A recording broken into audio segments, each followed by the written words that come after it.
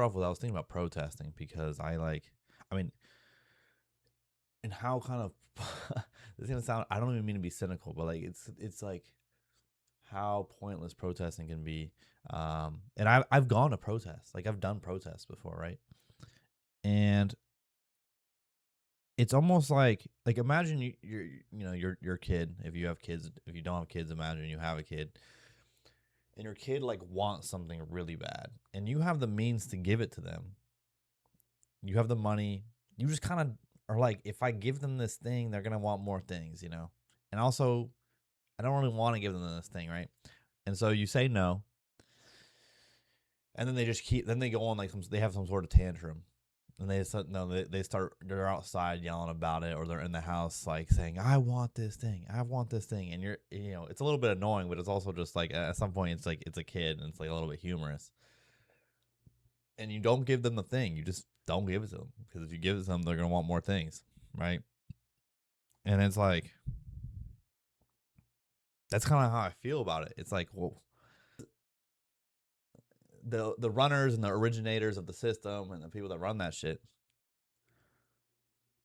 have the ability to fix the energy crisis. They have the ability to fix the healthcare industry. They have the ability to, fix hunger and all these things. I mean, they have the ability to do all those things. But why would they do that?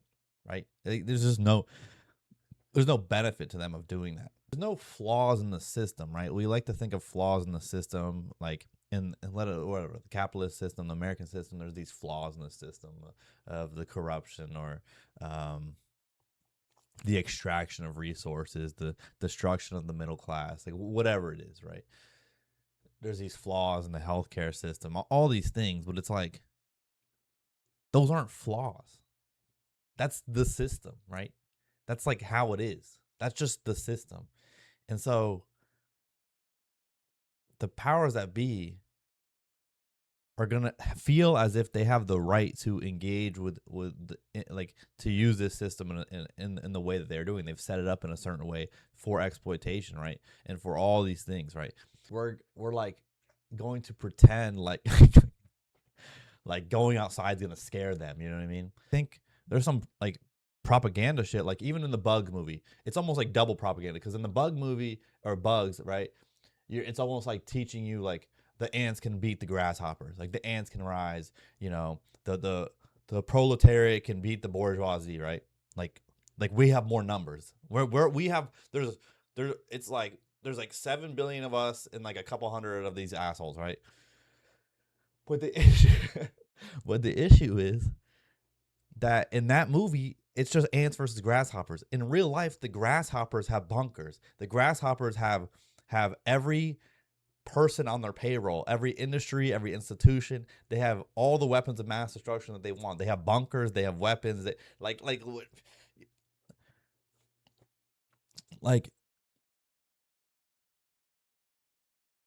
And this is not to be cynical and saying that like good things can't happen. It's not to go about that. It's that uprisings are allowed to happen, right?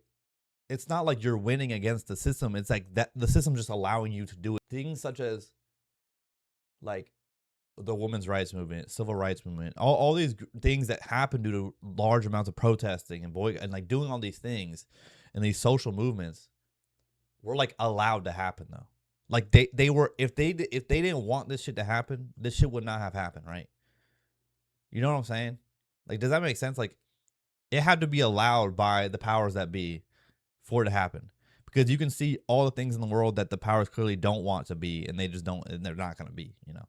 And I'm not going to go into each individual thing, but I was like really thinking about that. I was like, oh well, that was just it's just allowed. Like that's I'm not saying like that the civil like any of those socials and civil rights movements are a bad thing. That's not what I'm saying. No, it's great, but I'm saying that they were allowed to happen. The reason I'm saying that it was allowed to happen was because before the civil rights, and and you can go check this shit out, man. Before that movement, there was Black Wall Street. There was like there was a lot of black industry, right? There was Black Wall Street. There was prolific town. There was like Tulsa, right? And so you had all of this happening, And then Tulsa, Black Wall Street, all these economically rich places, black owned places, black owned, black towns, like these segregated places where they were economically thriving, they slowly began to get dismantled, systematically dismantled, and burned, or what horrible things happen, right?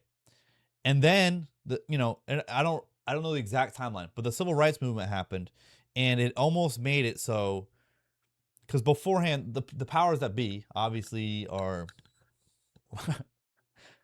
of Caucasian, that was who's in power for the whole time, right?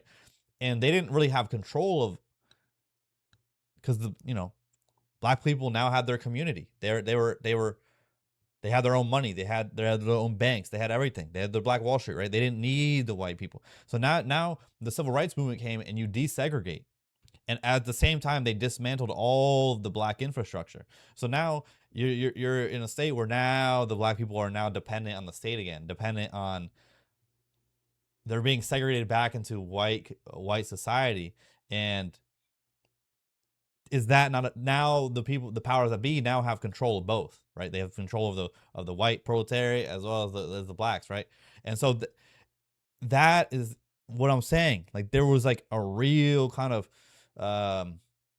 incentive for that. And even when we talk about the freeing of the slaves by Abraham Lincoln, I think beforehand, especially when I was in school, you were taught that he freed the slaves due to like his own morals, right? Like, he was like morally, it was like, oh, he's gonna do this thing, he's like, he had a moral conviction to free the slaves, but it was actually just war strategy. I mean, it's not, and that's like the historical reading now. That's not some sort of fringe take, the Emancipation Proclamation only applied to Confederate states that he had no control over. So which is kind of a giveaway of the thing, you know what I mean? And that's what I'm trying to say. And the only time that so things that benefit the state and types of protests and uprisings will be allowed to happen. The things that you got to look at what's not allowed to be happening. And that's why you got to kind of look at communism. I'm not saying that communism's good, the destroyer of capitalistic imperialism. What I'm saying, though, is that these alternate forms of economic, these alternate, like, what's the word? Like, alternate economic systems are always dismantled. And they do it in such a way because, like, let's say for communism, right? Like, there was the CIA. And I'm not making this shit up, bro. I'm not making this shit up. The CIA has declassified a lot of these operations, right? The public records of them destabilizing Cuba and Chile and Nicaragua and Iran and Guatemala and the Congo and Indonesia, and I could go on, Vietnam, the South America, I'm talking about the Condor in South America, right? And it's like, and I'm not saying communism is the answer. That's not what I'm saying. But these things that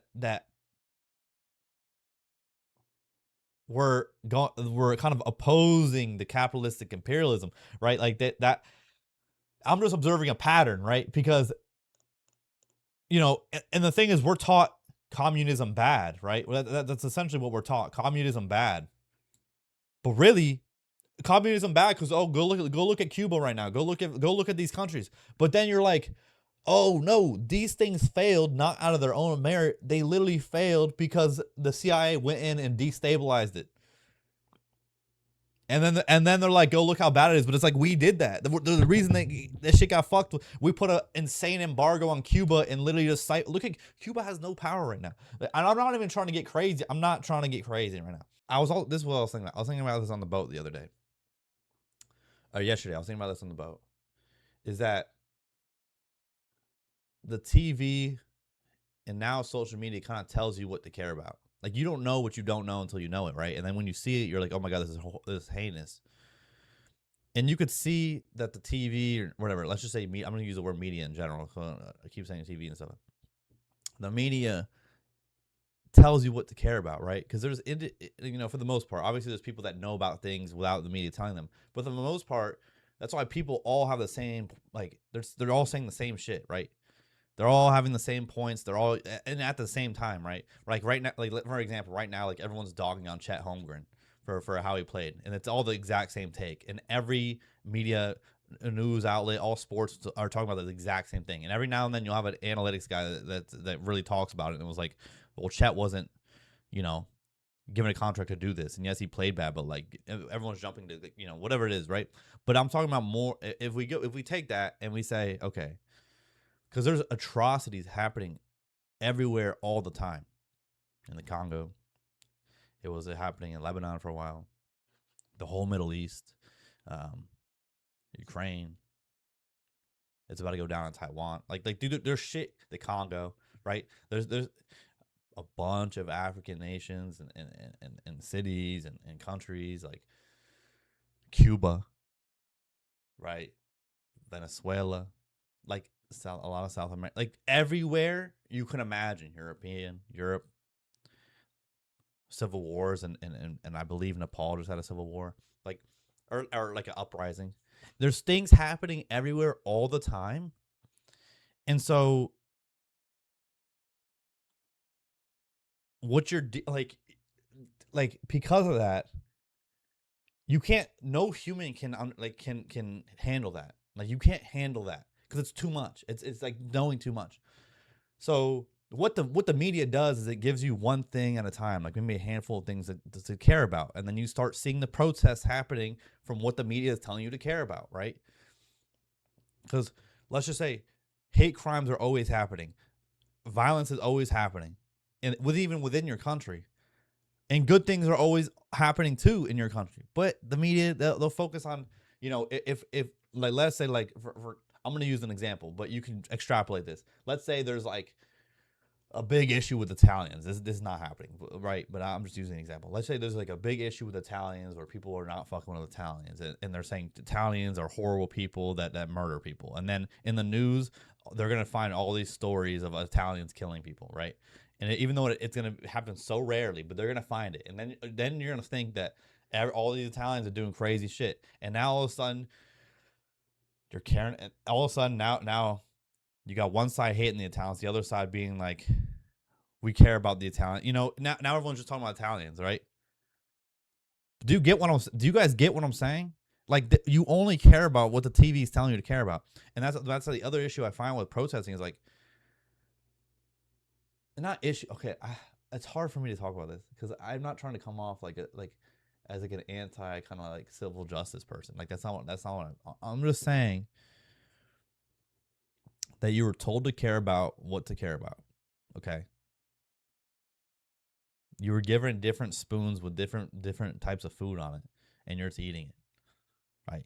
You're not being like, wow, who's the dude or the gal holding the spoon that's giving me shit? Like you never ask yourself that. You're just eating what's on the spoon, right? Or you might be like, what's this spoon made out of? Like you go that far, but you don't say whose hand is holding the spoon or who's giving the person holding the spoon the food on the spoon. Like where is that person getting the shit from? Like we never get there, right?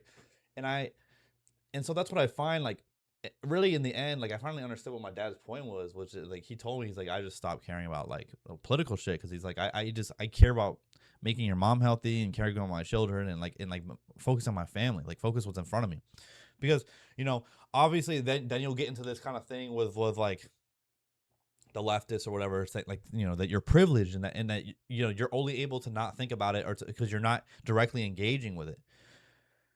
But the issue is that if you're constantly if you're constantly caring about things that you're not directly engaging with, like you're not here, you're not like present at all. You're constantly like dispersing your spirit into all these different things there's infinite things happening across the globe that are all fucked up. Like, do you want, are you supposed to care about all of them?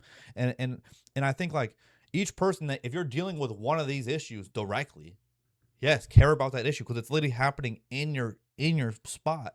It's literally happening in your community, right? And so you can care about it. But I'm going to care about things that are happening in my community. But it's not going to be the things that the media are talking about. It's going to be, random shit. It might be something that you don't even know, that nobody knows about because I'm like living in a small town, right? But I got to care about the dirt that I'm standing on, right? And so I think that's like